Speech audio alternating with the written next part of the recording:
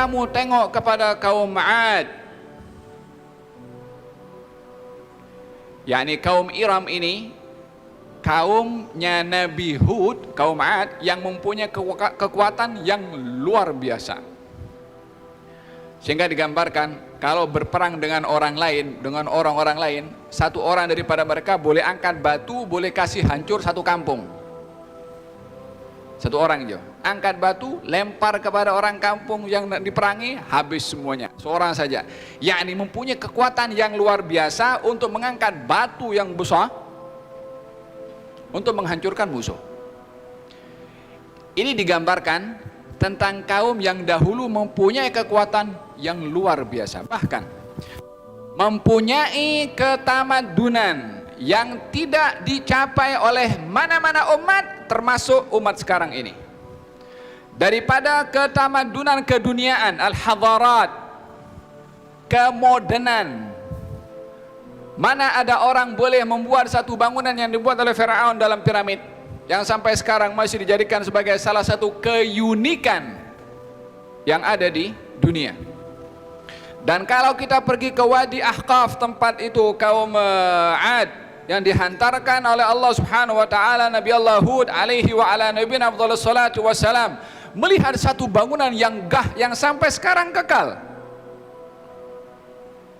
dan dikekalkan oleh Allah Subhanahu wa taala bangunan itu untuk menjadi iktibar, bukan untuk orang pergi melancong tengok uniknya itu ukiran. Kita ini dihantar oleh Allah Subhanahu wa taala nabi dan rasul yang membawa Quran yang menceritakan umat yang terdahulu untuk mengambil iktibar. Untuk apa Allah mengekalkan jasadnya Firaun diletakkan di museum yang umurnya ribuan tahun? Al-yawma nunajjika bibadanika litakuna liman khalfaka ayah. Hari ini kami selamatkan ini jasadnya Firaun. Untuk apa kemuliaan Firaun untuk dikekalkan jasadnya sampai sekarang diletakkan di museum? Orang pun pergi tengok bayar. Nak tengok size ke?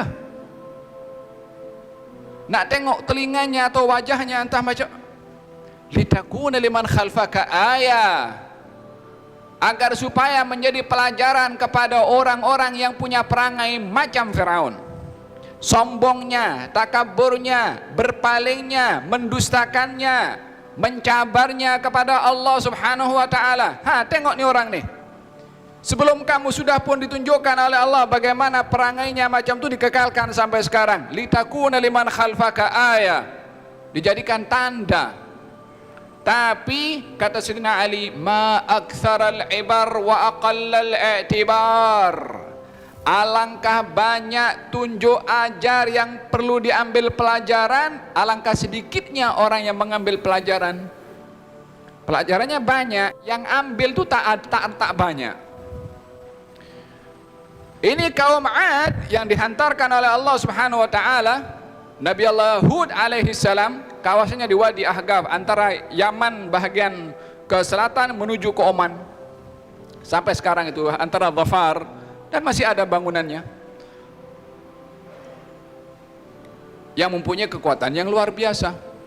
Alam tara kaifa fa'ala rabbuka bi'ad irama dzatil imad allati lam yukhlaq mithluha fil bilad, yang tidak dicipta oleh Allah seperti mereka di mana-mana. Yakni nak tahu kekuatan selain yang lebih hebat daripada 'Ad, tak ada.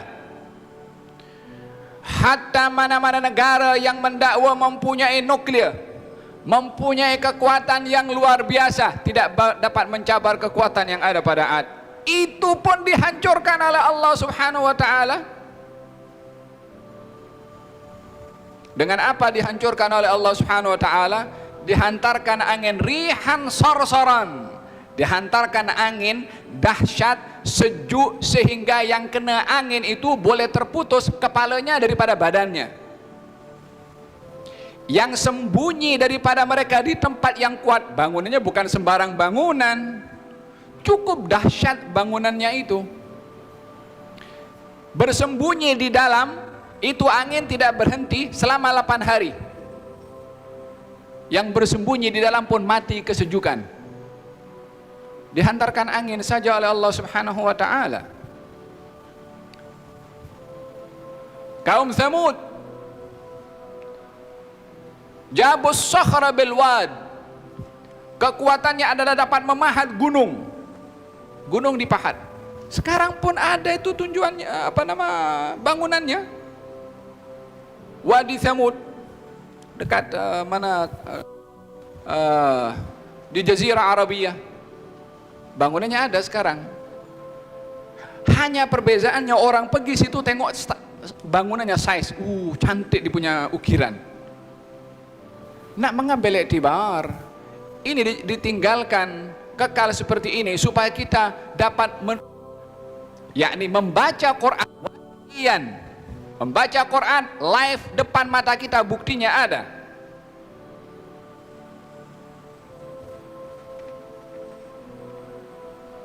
Demikian juga Allah Subhanahu wa taala menghukum kepada kaum Nabi Saleh. Apa sebabnya? Berpaling juga daripada kebenaran.